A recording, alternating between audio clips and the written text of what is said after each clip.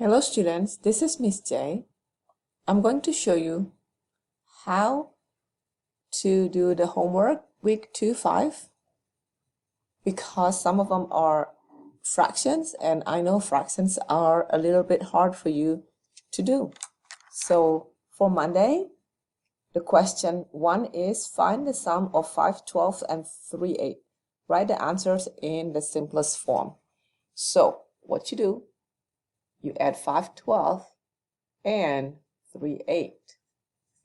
Since they're not the same denominators, you need to find what their equivalent denominators are, or common denominators. One way to do that is to make an equivalent fraction table or an EFT. Basically, an EFT is just you writing the multiples of this number and the multiple of this number and multiple of 3 and multiple of 8 until you find the common numbers or the common denominators for 5/12 and 3/8. I suggest you always start with the smaller number because you need to go further. So like for example, this one, the multiple of 3 is 6, 9, 12, 15. Maybe some of you ask, when do I stop? I just stop, 3 or 5, and then I think about, okay, can I find the common denominators between these two? So this one's 8, 16, 24. 8 times 4 is 32. Is that right? 8, 16, 24, 32, 40. And then 5, 10, 15, 12, 12, 24, 36. So as you can see, 24 and 24 are common, right? So you say that 10/24 are equivalent to 5/12 and 9/24 is equivalent to 3/8. So instead of 5/12, now I can write an equivalent fraction to it, which is 10/24, which is really just double 5 is 10, double 12 is 24, right? Plus 3/8 is 9/24, and it's really, I just triple this. 3 times 3 is 9, 3 times 8 is 24. Now I can just add them, 19, 24. And that's the answer because I cannot simplify the fraction because 19 is a prime number. So that's in the simplest form. Another way to solve problems, fraction problems, is just simply drawing pictures like this one. Subtract 3 3/4 from 5. So you do 5, take away 3 and 4/5. 3 and 4/5, right?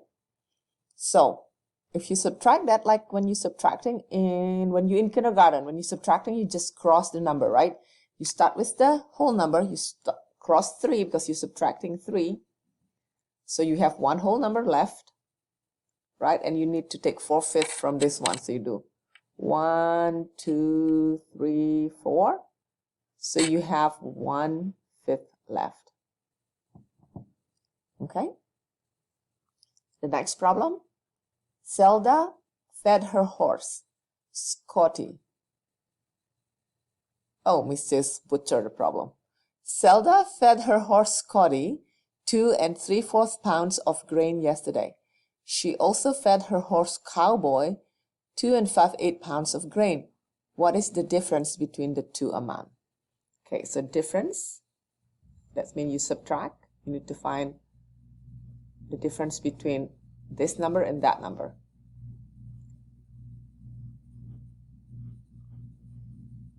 Okay, you can draw a picture or you can make your equivalent fraction table, or you can do both. In this case, I'm going to do both, okay? This one, I'm going to make it into 6/8 because now I have the same denominator. So now it's easy. I can say 2 take away 2 is 0. 6, 8 take away 5, 8 is 1, 8. So it's 0 and 1, 8, or I can just write 1, 8. That's my answer. Or I can draw my picture. I said 2 and 3/4. Remember, the one that you colored is your fractions, right? The one that's empty like that, that's not your fraction. 2 and 3/4. What I'm saying is 3/4. 3 is colored out of 4. Now you need to take 5, 8. Since they're not the same denominator, you need to make them into the same denominator. Now I'm confused. How do I make it into the same denominator? I'm just going to do this one.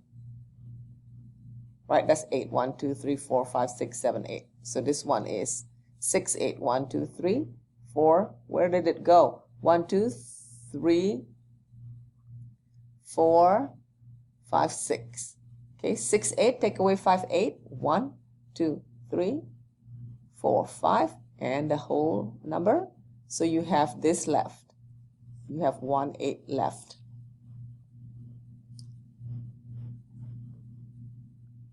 The next question. Annabelle is training for a marathon. She ran 10 miles on Saturday, 3 4/5 on Monday, and 2.5 miles on Tuesday. How many miles did she run on the 3 days? So this is 10 miles on Saturday,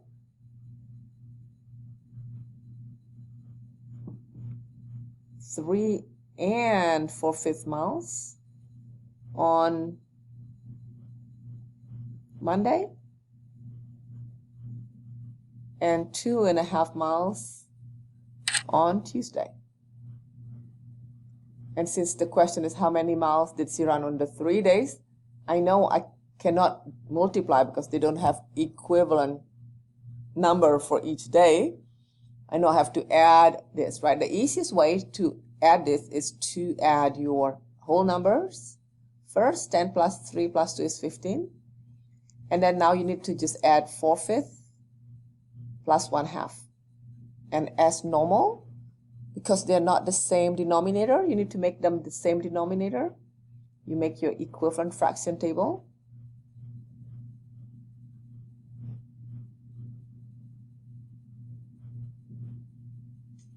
Okay, and this one is 8/10, right?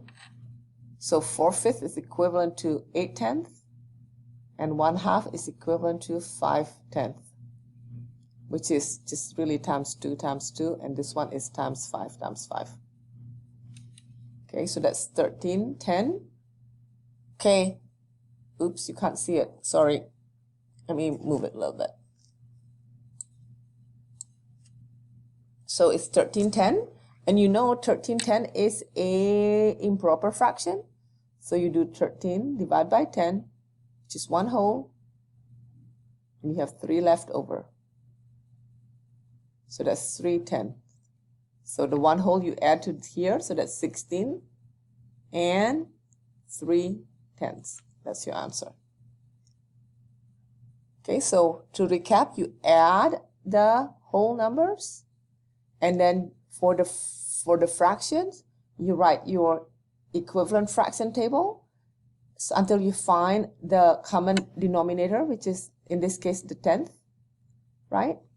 1/2 is 5/10, 4/5 is 8/10, and then you add them. And since this is an improper fraction, which is the mommy sitting on the baby, or the numerator is bigger than the denominator, then you divide them, because we learned that this line means dividing, right? So 13 divided by 10 is 1 whole, and you have 3 left over, so 1 and 3/10. Because this one has 1 whole, you add the 1 whole to 15, which is 16, and then you add the 3/10, so 16 and 3/10. Okay, this next question is what went wrong? Examine the student work below. What mistakes were made? Make the corrections. Okay, so in this case, you just need to redo the problem and figure out what they did wrong. Okay, and find the right answer. I think you should be able to do that by yourself. Okay, so that's the hint for Monday. I hope that's helpful.